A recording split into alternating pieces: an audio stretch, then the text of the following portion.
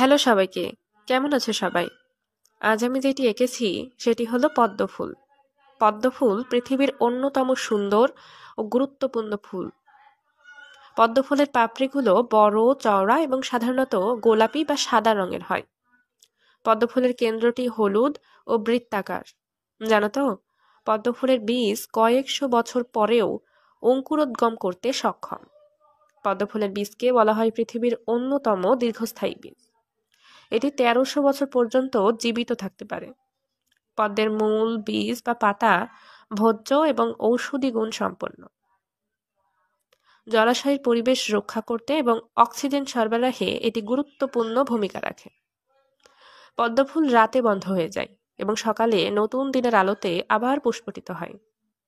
এর জীবনচক্র প্রকৃতির পুনর্জন্ম ও শক্তির প্রতীক। পদ্মফুল প্রকৃতির এক অনন্য সৃষ্টি,